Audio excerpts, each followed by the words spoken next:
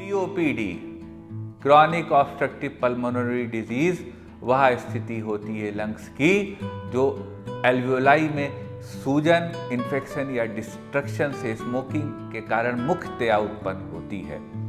चाहे ब्रोंकाइटिस हो, चाहे एम्फाइसेमा हो, यह सब तमाम कारण होते हैं जो COPD कॉज कर देते हैं और आदमी को सांस लेने में दिक्कत होती है। आज हम आपको बताएंगे COPD को कंट्रोल, मैनेज, क्योर करने की कुछ दवाएं।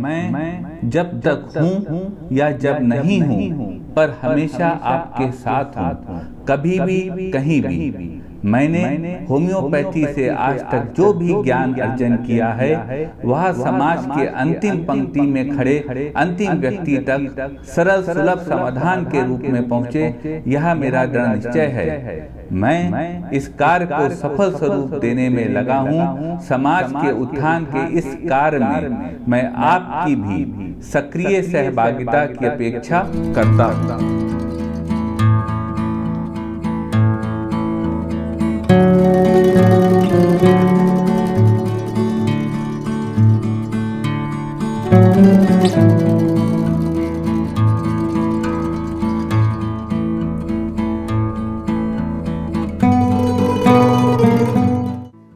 नमस्कार साथियों, डॉक्टर उमंग खन्ना होम्योपैथिक क्लिनिक के एक बार फिर इस कार्यक्रम में आपका स्वागत है।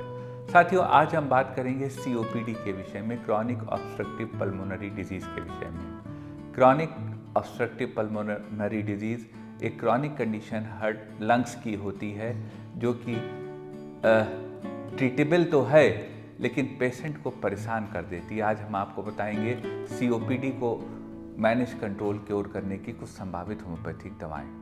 सबसे पहले साथियों जान लेते हैं COPD आखिर होता क्या है। COPD यानी क्रॉनिक ऑब्स्ट्रक्टिव पल्मोनरी डिजीज वह कंडीशन होती है लंग्स की कि जब लंग्स में दो तरह के इन्फेक्शन हो जाते हैं। दोनों में से एक इन्फेक्शन हो जाते हैं, या तो ब्रोंकाइटिस हो जाती है या एम्फाइसेमा हो जाता है। और भी बहुत सारे इन्फेक्शंस होते हैं, लेकिन दो मेन ये स्थितियां होती हैं जो COPD में होती हैं, जिसमें हमारे लंग्स इन्फ्लेम कर जाते हैं। ब्रोंकाइटिस की बात करें तो ब्रोंकाइटिस वह कंडीशन है जब लंग्स के जो एल्वियोलाई सैक्स होते हैं, एल्वियोलाई होते हैं, वह इन्फ्लेम हो जाते हैं। उस स्थिति को ब्रोंकाइटिस कहते हैं। और एक दूसरी कंडीशन होती है एम्फाइसेमा की, जब जो लंग्स के एल्वियोलाई होते हैं उनमें इन्फेक्शन होकर उनका डिस्ट्रक्शन होने लगता है। इस प्रकार से दो चीज़ें होती हैं जो कि COPD को का कारण होती है। सिम्टम्स की बात कर लेते हैं। COPD के सिम्टम्स सांस फूलना, सांस ना पाना, बार बार जकड़न महसूस होना, चेस्ट में कंजेशन होना, म्यूकस आना, फीवर आना, इस प्रकार से तमाम सिम्टम्स होते हैं। डिस्निया होना, इस प्रकार से तमाम सिम्टम्स होते हैं जो COPD में होते हैं। कॉजेस की बात कर लेते हैं। COPD के कारण साथियों दो मुख्य कारण होते हैं। पहला होता है ब्रोंकाइटिस, दूसरा होता है एम्फाइसेमा। और ये दोनों में एक कारण होता है स्मोकिंग का। स्मोकिंग सबसे बड़ा कॉज होता है COPD का। इसमें होता यह है, ब्रोंकाइटिस में तो जो एयर गई ब्रोंकस में गई, ब्रोंकल से ब्रेंक्यूल्स में गई, ब्रोंक्यूल से एल्वियोलाई में गई, एल्वियोलाई सैक में गई, वहाँ पे जो है उनका इन्फ्लेमेशन हो जाता है। यह स्थिति ब्रोंकाइटिस में होती है। और एम्फाइसेमा में वही जो एल्वियोलाई होते हैं वो डिस्ट्रॉय होने लगते हैं। होता यह है कि हम लोग जब ब्रीथ करते हैं तो जो एयर आ जाती है, ऑक्सीजन हमारे ब्लड को थ्रू एल्वियोलाई पास होती है। एल्वियोलाई सैक्स जो है वो इलास्टिक होते हैं। एम्फाइसेमा में होता क्या है या COPD में होता क्या है, इनकी जो इलास्टिसिटी है वो ख़त्म होने लगती है एल्वियोलाई सैक की। तो जो ऑक्सीजन कार्बन डाइऑक्साइड का एक्सचेंज होता है लंग्स में, वह नहीं हो पाता। वह ही कारण होता है COPD का।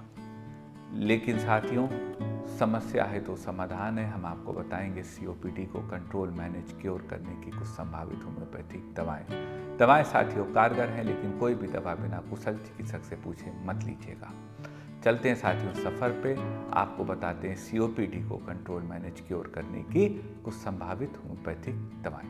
एक स्थिति आती है COPD के केस में जब एम्फाइसेमा हो जाता है और चेस्ट में बहुत कंजेशन हो जाता है, यानी एल्वियोलाई डिस्ट्रॉय होने लगते हैं ड्यू टू इन्फेक्शन और चेस्ट में कंजेशन हो जाता है, एक रैटलिंग साउंड चेस्ट में आने लगती है। अगर वह स्थिति हो तो उस स्थिति को COPD को ठीक करने की मैनेज करने की होम्योपैथी में दवा है एंटिम टार्टरिकम। एंटिम टार्ट 200 पावर में 2 बूंद दिन में 3 बार ली जा सकती है जब एल्वियोलाई में एम्फाइसेमा हो गया हो, यानी एल्वियोलाई के इन्फेक्शन होकर वह डिस्ट्रॉय होने लगे हों और COPD हो।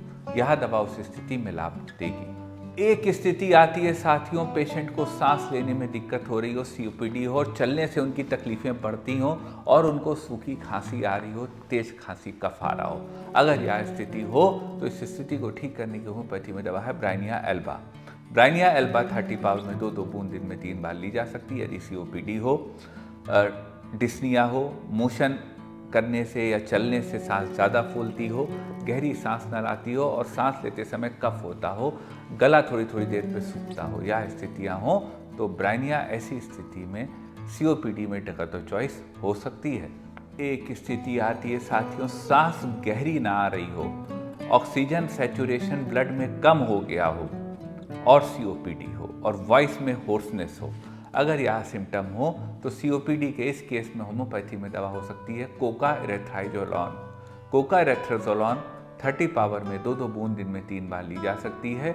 यह दवा ब्लड में ऑक्सीजन सैचुरेशन भी बढ़ाएगी, वॉइस की होर्सनेस को भी कम करेगी, शैलो ब्रेथ को डीप ब्रेथ पे बदलेगी और COPD को मैनेज करेगी। एक स्थिति आती है कि पेशेंट को COPD हो और एस्थमा हो, सांस बहुत फूलती हो, व्हीजिंग साउंड आती हो। अगर यह स्थिति हो और COPD हो तो उसको मैनेज करने की होम्योपैथी में एक दवा है नेप्थलीन। नेप्थलीन 30 पावर में 2 बूंद दिन में 3 बार COPD के केस में ली जा सकती है जब एस्थमेटिक ब्रोंकाइटिस हो। यह दवा ऐसी स्थिति में लाभ देती है। एक स्थिति आती है COPD के केस में कि लगातार खांसी आ रही हो और चेस्ट में पेन हो रहा हो। अगर सीने में दर्द हो रहा है, चेस्ट में पेन बना हुआ है और खांसी आ रही है और COPD का केस है तो उस स्थिति को मैनेज करने की होम्योपैथी में दवा है सेनेगा। सेनेगा 30 पावर में 2 बूंद दिन में 3 बार इस कंडीशन में ली जा सकती है। यह दवा पेशेंट को लाभ देती है।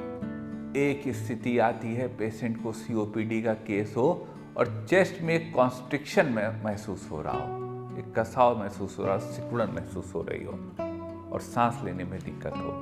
यदि यह स्थिति हो तो इस स्थिति को मैनेज करने की होम्योपैथी में दवा है लोबेलिया इन्फ्लेटा। लोबेलिया 30 पावर में 2 बूंद दिन में 3 बार ऐसी स्थिति में दी जा सकती है। यह दवा पेशेंट को लाभ देती है।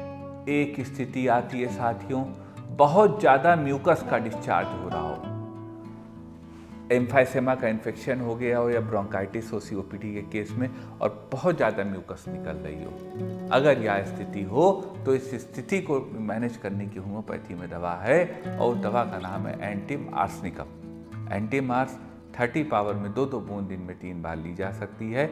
यह दवा ऐसे पेशेंट को लाभ देती है जिनको कि COPD के केस में म्यूकस का डिस्चार्ज बहुत ज़्यादा होता हो। एक स्थिति आती है COPD का केस हो और शार्प कॉन्स्ट्रिक्टिव पेन हो रहे हो चेस्ट में।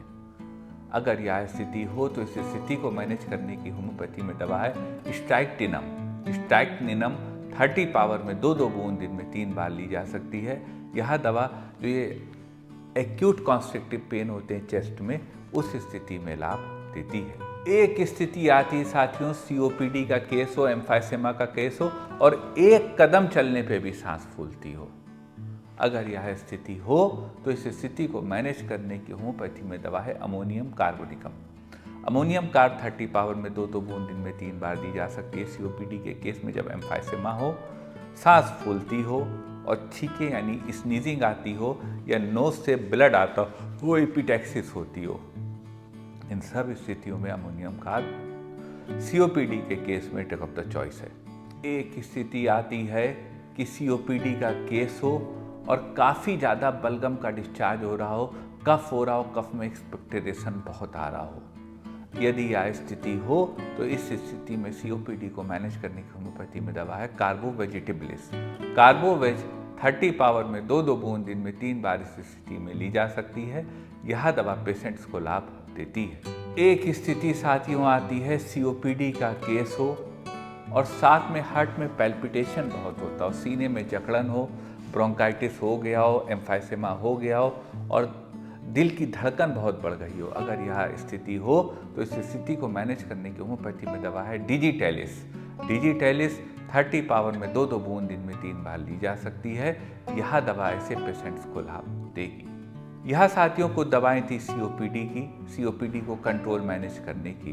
दवाएं साथियों कारगर हैं, लेकिन कोई भी दवा बिना कुशल चिकित्सक से पूछे मत लीजिएगा। हमें साथियों इंतजार रहेगा आपकी राय का। इस वीडियो के विषय में आपको जो भी मन में उद्गार हो वह आप कमेंट पोर्शन में लिख के हमको व्यक्त करिएगा। मन में कोई क्वेरी हो तो व्हाट्सएप करिएगा हमारे व्हाट्सएप नंबर पे। प्रयास करेंगे आपकी बात का उचित जवाब दे सकें।